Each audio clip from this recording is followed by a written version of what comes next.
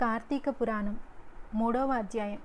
జనక మహారాజా, కార్తీక మాసమున ఏ ఒక్క చిన్నదానం చేసినను అది గొప్ప ప్రభావం గలదై వారికి సకల ఐశ్వర్యములు కలుగుటయే కాక మరణాంతరము శివ సాన్నిధ్యమును చేరుదురు.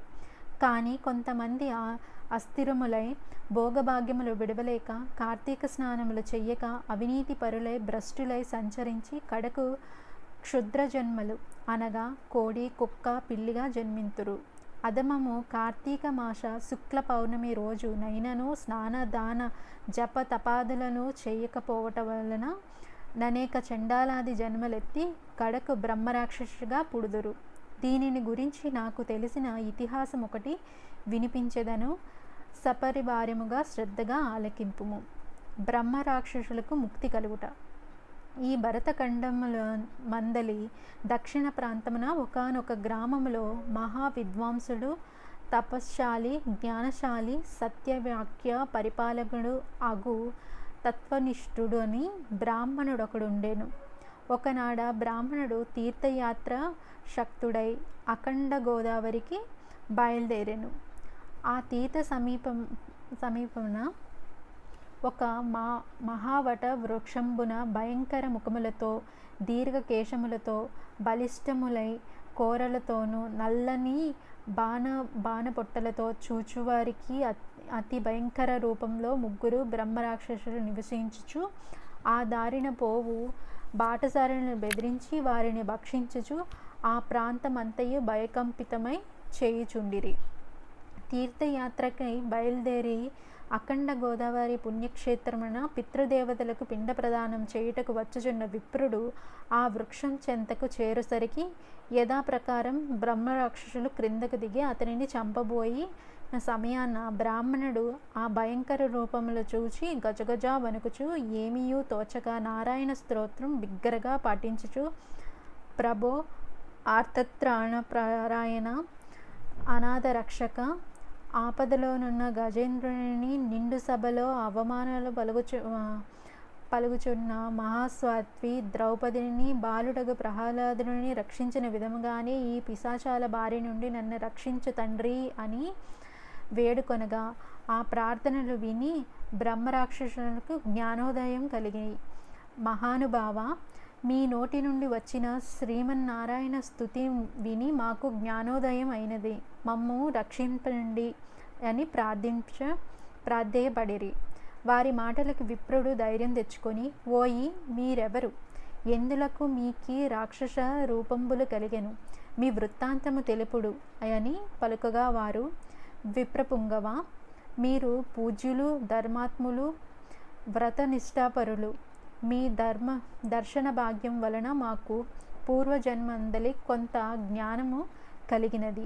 ఇక నుండి మీకు మా వలన ఏ ఆపద కలగదు అని అభయమిచ్చి అందొక బ్రహ్మరాక్షసుడు తన వృత్తాంతము ఈ విధంగా చెప్పసాగాను. నాది ద్రవిడ దేశం, బ్రాహ్మణుడును, నేను మహాపండితుడనని గర్వము గల వాడనై ఇంటి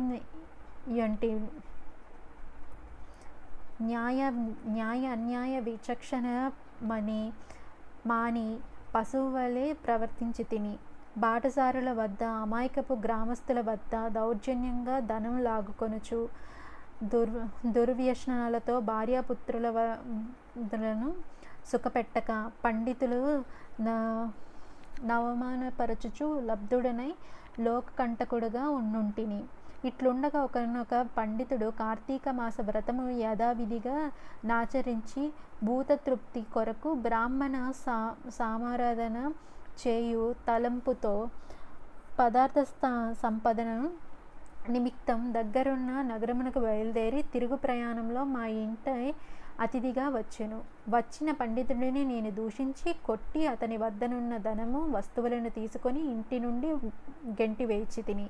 అందులకు విప్రునకు కోపం వచ్చి, ఓరి నీచుడా, అన్యక్రాంతముగా డబ్బు కూడబెట్టినది చాలక మంచి చెడులు తెలియక తోటి బ్రాహ్మణుడిని కూడా ఆలోచించక కొట్టి తిట్టి వస్తు సామాగ్రిని దోచుకొంటివి కాన నీవు రాక్షసుడిపై నరభక్షకుడుగా నిర్మానుష్యమ ప్రదేశంలో నుందువుగాక అని శపించుటచే నాకు రాక్షస రూపం కలిగినది. బ్రహ్మాస్త్రమునైనను తప్పించుకోవచ్చు గాని బ్రాహ్మణ శాపమును తప్పించుకోలేము గదా. కాన నా అపరాధము క్షమింపమని వానిని ప్రార్థించి తిని.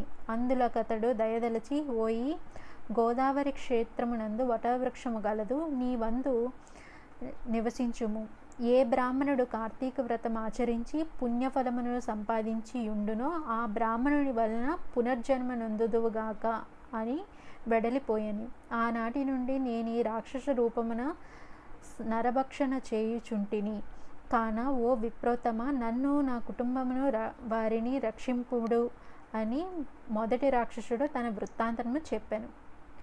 రెండవ రాక్షసుడు, ఓ ద్విజోత్తమ, నేను కూడా పూర్వజన్మలో బ్రాహ్మణుడిని.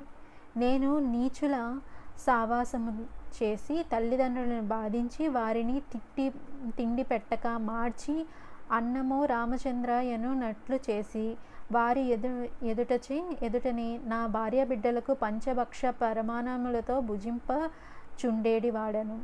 నేను ఎట్టి దాన ధర్మాలు చేసి ఎరుగను. నా బంధువులను కూడా హింసించి వారి ధనం అపహరించి రాక్షసుని వల్లే ప్రవర్తించే తిని. కాన నాకు రాక్షసత్వం కలిగెను.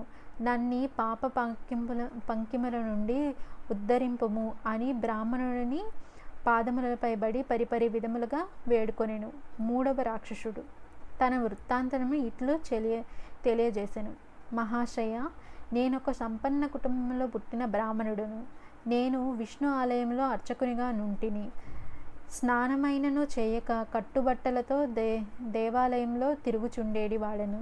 భగవంతునికి ధూపదీప నైవేద్యములైన నర్పించక భక్తుల గోన తెచ్చిన సంవరములను నా వంపుడు గత్తెకు అందజేయుచు మద్యమాసములను సేవించుతూ పాపకర్యములు చేసినందున నా మరణాంతరము ఈ రూపము ధరించి తిని.